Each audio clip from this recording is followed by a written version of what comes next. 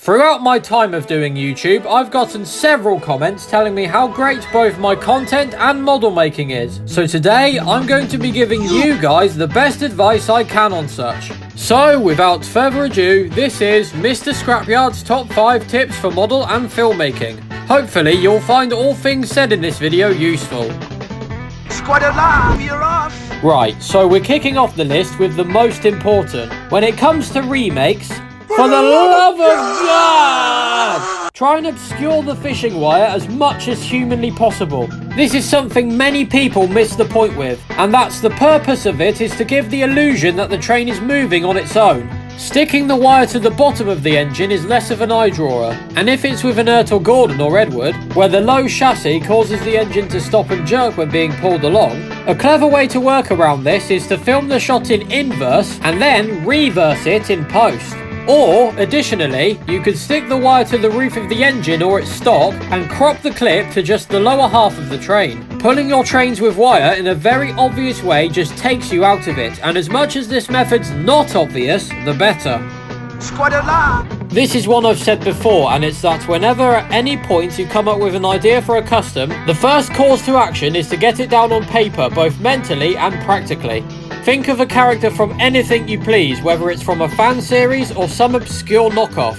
For instance, let's use someone simple like Maud from Auld Lang Syne. Subscribe to Stuart if you haven't already, by the way, he's fucking fantastic. Figure out what engine you need to use as a base and then draw up how the finished product is hopefully going to look. Especially if it's someone more complex like, say, Bloomer. The best way to go about it is to brainstorm and think outside the box. And don't be afraid to experiment. If you're conflicted between two different methods or come up with one that you're unsure whether it will work or not, try out each option to get proper visual confirmation as to which technique you see fit for the final product. Sketching up your ideas for a custom before doing anything is a great way to determine what will work and gives you a huge step forward in knowledge on actually making the thing.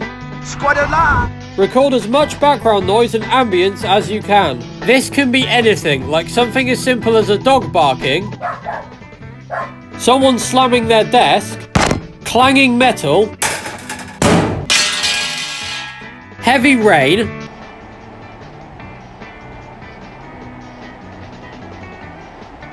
or, here's a notable one, bird chatter.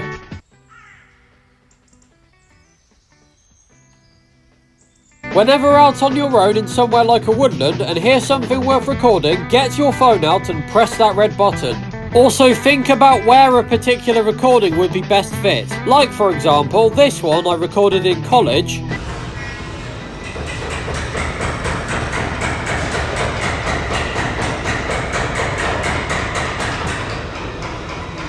Was recorded with the intention of using it for Croven's Gate. I did the same with this one from Emily's Army.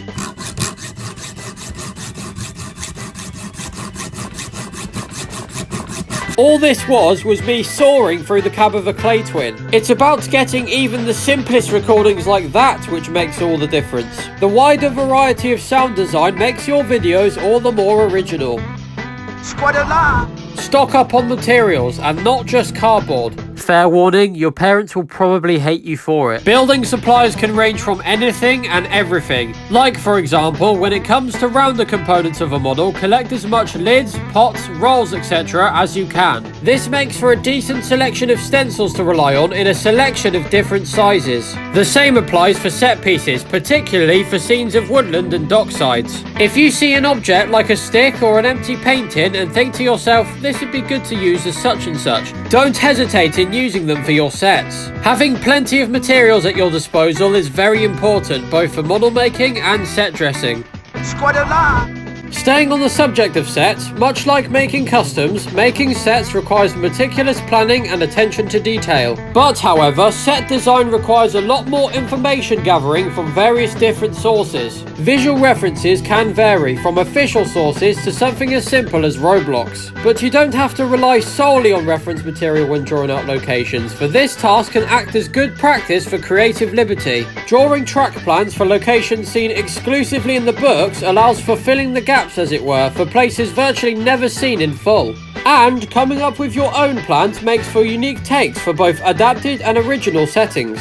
That being said, depending on the size of your filming table or floor space, you won't be able to make the entire thing, and depending on what part of the track plan the scene needs to be at, your best bet is to make the set in the necessary section for the necessary scene. But when filming different sections, make sure it all visually connects somehow so the audience knows that it's the same place. And once you've finished filming on any set, take a bird's eye picture of it so you can recreate it exactly how it was the first time round. Gotta keep things consistent.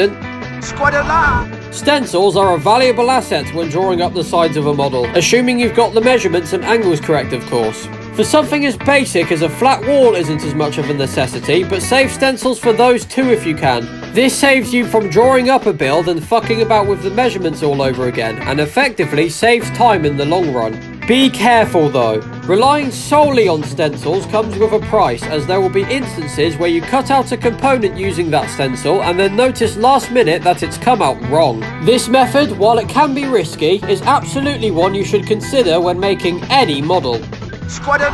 Try to have as much of a variety of different shots and angles as possible. Having a single static shot lingering for too long isn't very fun to watch, so try mixing it up a bit by either splitting that clip and cropping it closer to the character's face, or, the better option, film a different take entirely.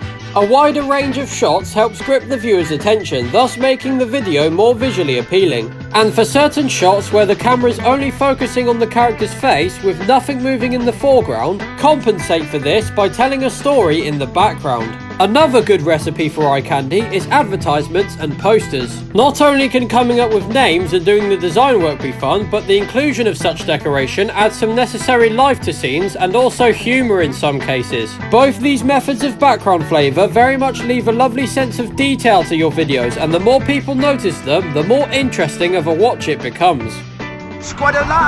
Not only is it important to stock up on building resources, but Ertl wheels and other components are just as important. Instead of going through the trouble of repainting an engine's wheels the necessary colour, why not stock up on some that are already the colour you need? As for other components, however, what am I referring to exactly? Well, these can be anything you like really, but speaking from personal experience, Lego muskets and flintlocks make for excellent funnels. And contrastingly, consider useless bits from customs or just rubbish that you can use for scrap.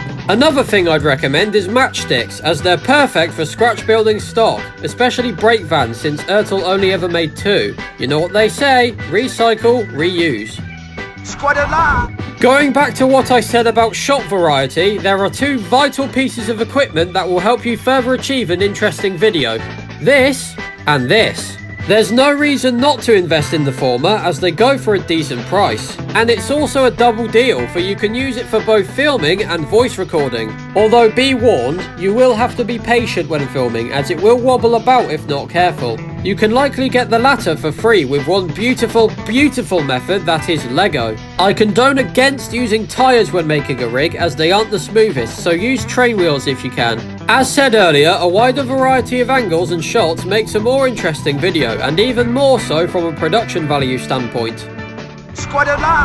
When painting cardboard, sometimes it can come out very fuzzy, so try to paint on the branded side of the box, although this will likely require a lot of coats. Don't worry though, for there's an alternative for this. If the worst happens, get a smooth, thin piece of cardboard and just stick it to the building. Painting over this should raise no issue with exposing its texture, as it's completely smooth, making your life all the more easier. Presentation is essential, especially when it comes to buildings, big or small.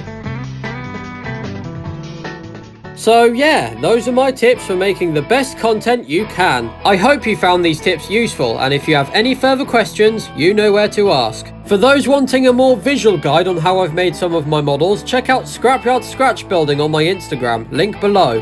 And additionally, for customs too, telling you how I've made them and sometimes including work in progress photos to go along with the finished products. And most importantly, I hope you all enjoyed. You've been watching Scrapyard Studios, and I will see you soon.